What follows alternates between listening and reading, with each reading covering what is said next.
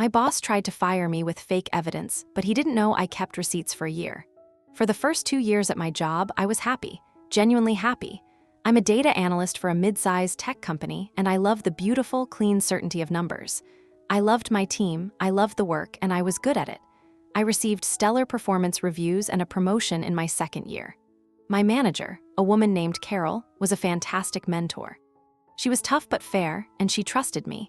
Life was good. Then, Carol got headhunted by a bigger company, and they brought in Mr. Harrison to replace her. The change was immediate and jarring.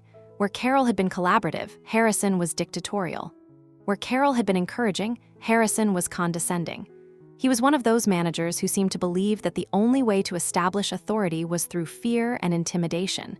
He was a classic micromanager, but with a cruel streak. He wasn't just checking your work, he was hunting for flaws, for any tiny mistake he could use as a weapon. At first, I tried to adapt.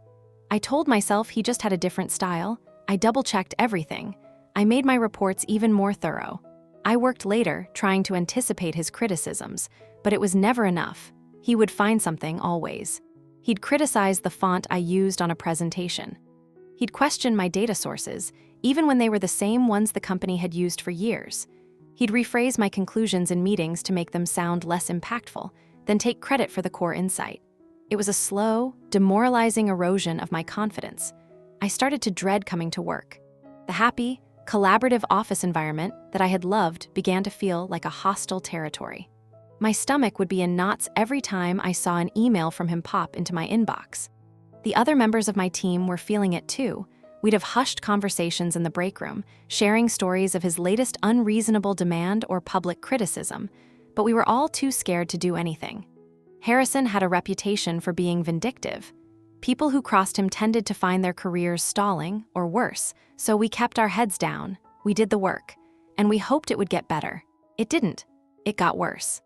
The micromanagement escalated into what I can only describe as a targeted campaign of psychological warfare, and I was his primary target. I think he saw me as a threat. Carol had praised me publicly before she left, and I think Harrison, in his profound insecurity, decided he needed to put me in my place. The incident started to become more blatant, more malicious. There was the time he gave me a major project with a 2-week deadline. I worked tirelessly, pulling 2 weekends to get it done. I submitted it 2 days early. He didn't acknowledge it. The day it was due, he emailed me at 8 a.m., CCing his own boss, asking for a status update and implying I was behind schedule. I replied, attaching my original email showing I had submitted it 2 days prior. He responded to all, my mistake, must have gotten lost in my inbox. Please be more proactive with your communication next time, Jane. He was gaslighting me, making me look like the one who was disorganized. Then came the contradictory instructions. He'd tell me one thing in a brief verbal conversation in the hallway. Just focus on the Q3 numbers, ignore everything else. Then, after I'd spent days doing just that, he'd send a scathing email asking why my report was so narrow and why I hadn't included the Q1 and Q2 data for context. When I would reference his verbal instruction, he would look at me with a blank expression and say, I don't recall that conversation. My original request was quite clear. Perhaps you need to work on your listening skills. He was trying to make me feel like I was going crazy. He was trying to build a case against me, brick by brick, lie by lie. The breaking point for me was a team meeting. I was presenting a critical analysis that I had spent weeks on. I was proud of it. Halfway through my presentation, Harrison interrupted me. Jane, hold on, can you go back to slide 4? I clicked back. He squinted at the screen. The numbers for the European market seem off. Are you sure about this data? I was sure. I had checked it 3 times. Yes, the data is from the official quarterly report. I can show you the source file if you'd like. He waved his hand dismissively. No, it just doesn't feel right to me. He turned to the rest of the team. Doesn't that seem low to everyone? No one spoke. They just stared at their notebooks. He was putting me on trial in front of my peers. He let the silence hang in the air for an excruciatingly long time before saying, let's just move on. But Jane, please rerun those numbers after the meeting. We need to ensure accuracy. He made me sound incompetent and careless. After the meeting, I went back to my desk, my face burning with humiliation. I pulled up the source file and my report. The numbers matched perfectly. Of course they did. He hadn't thought they were wrong, he just wanted to undermine me. That was the day I started the spreadsheet. I didn't know what I was going to do with it. At first, it was just for my own sanity. I needed a record, a place to document the truth so he couldn't warp my reality anymore. I created a simple file on my personal cloud drive, password protected. I called it Work Log. I started logging everything.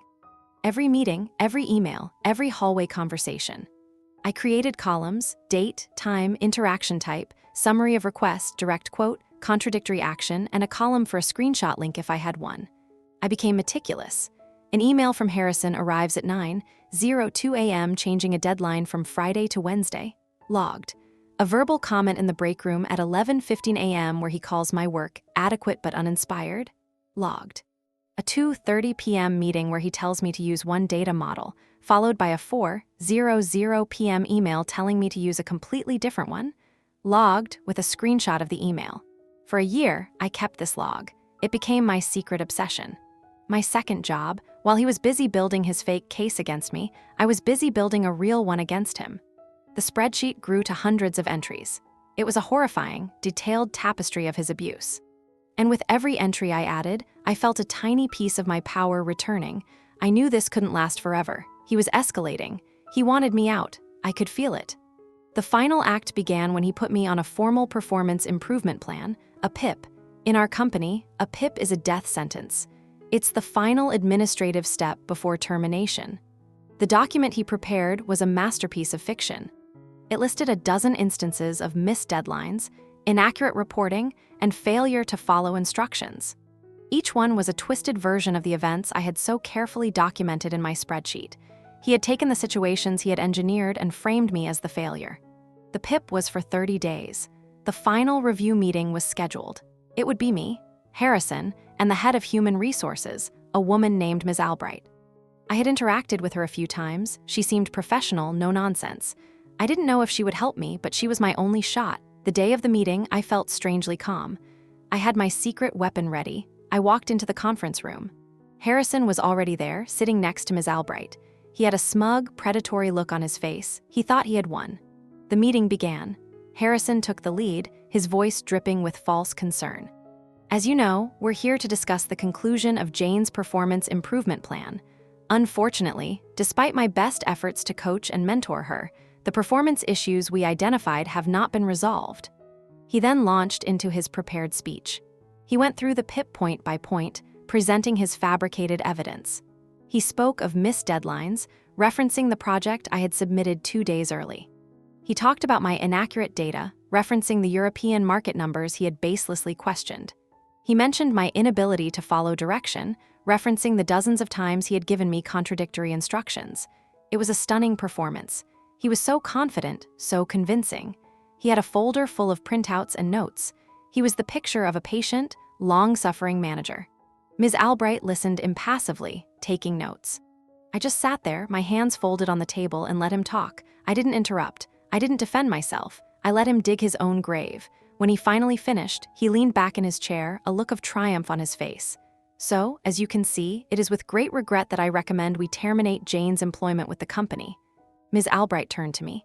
Jane, do you have anything you'd like to say in response? Yes, I do, I said, my voice even. Mr. Harrison has presented his version of events. I believe some additional context would be helpful. I reached into my bag and took out my laptop. If you don't mind, I've prepared a brief summary of my work over the past year. Harrison scoffed. We don't have time for that. We've seen the quality of your work. I think you'll want to see this, I said, looking directly at Ms. Albright. I connected my laptop to the large monitor on the conference room wall. A moment later, my screen was mirrored on the wall. I clicked open the file named Work Log. The spreadsheet filled the screen. The neat columns, the hundreds of rows, the room was silent.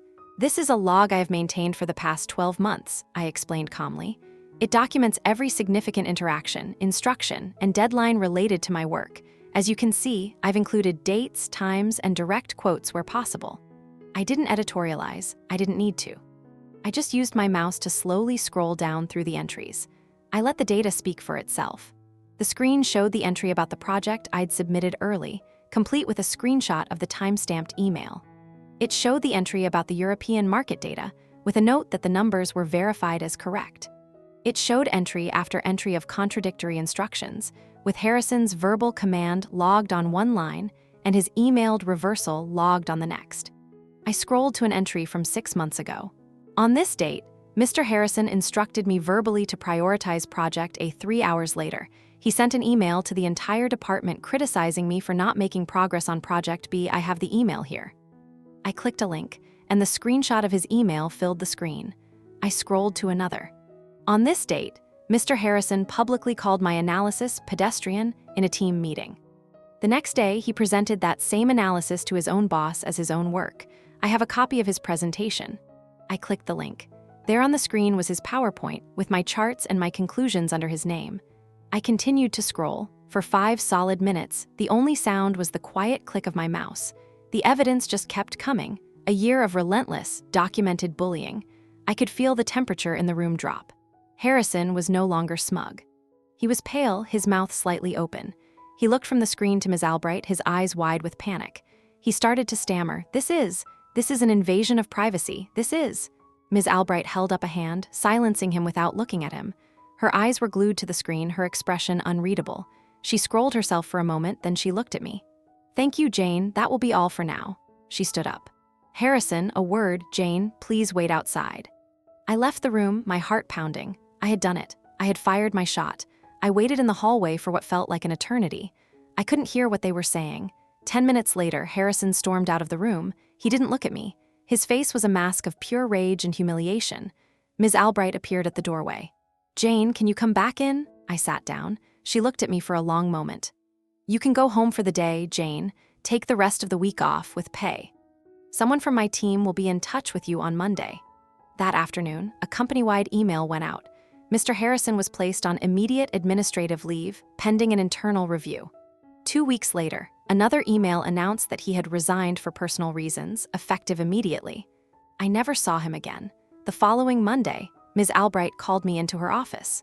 She offered me a promotion and a transfer to a different department, managing a new analytics team.